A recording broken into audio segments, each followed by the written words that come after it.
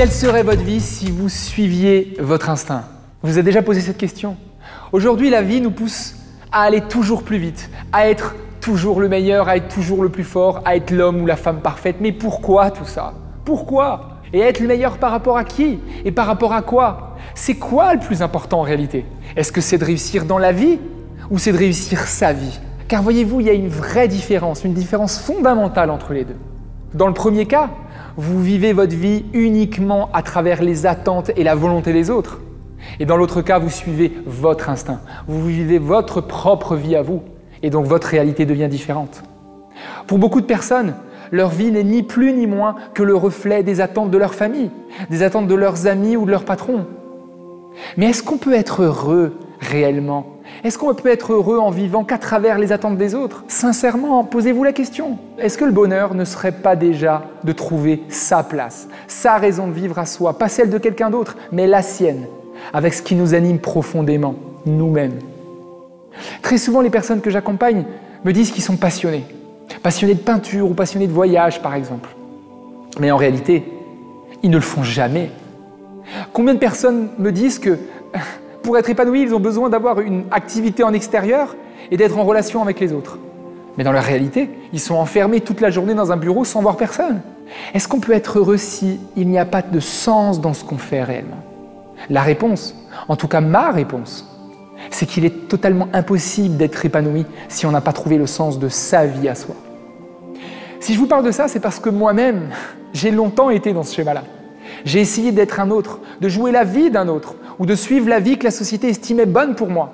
Il faut être beau, il faut être intelligent, il faut être fort, avoir une belle voiture ou un beau diplôme, etc., etc. Comme beaucoup, à une période de ma vie, je voulais ressembler à cette personne parfaite, mais j'étais pas heureux. Je savais pas pourquoi, j'avais tout pour être heureux, mais ça fonctionnait pas en réalité. Et petit à petit, j'ai alors compris que pour être heureux, je devais trouver ma propre place à moi, trouver le sens de ma vie. Pas la vie de quelqu'un d'autre, mais la mienne. Et bizarrement, j'ai remarqué que plus je respectais mes besoins, plus j'écoutais mon instinct, plus je trouvais ma place et plus je me sentais heureux. Alors oui, on peut s'inspirer de grandes personnalités ou de gens extraordinaires, mais l'inspiration la plus forte que vous pourrez avoir, la plus puissante, elle est là, à l'intérieur de vous-même. Et vous savez pourquoi? Parce que c'est la vôtre.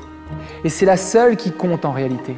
C'est votre instinct. Et lui, il ne triche pas. Si à partir d'aujourd'hui, vous voulez ressentir cette sensation d'être vivant, d'être terriblement vivant, alors déterrez vos rêves et vivez-les. Pas dans un an, pas dans un mois ou la semaine prochaine, mais vivez-les maintenant. Donnez-vous les moyens, mettez-y toute votre énergie pour y arriver et vous verrez que le cours de votre vie va changer. Et si vos rêves sont grands et que cela demande du temps, alors procédez par étapes, objectif après objectif.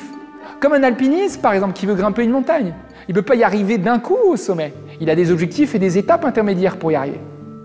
Pour suivre son instinct, il va falloir que vous répondiez à cette question essentielle.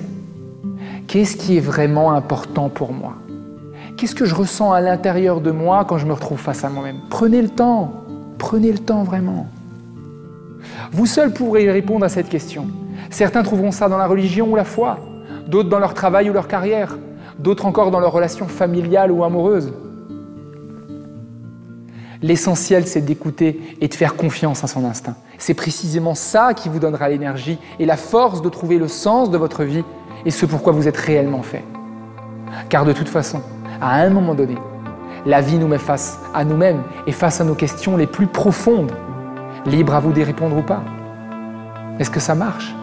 C'est à vous de me le dire. Alors testez-le. Testez-le parce que la théorie c'est bien, mais la pratique, c'est beaucoup mieux. À bientôt.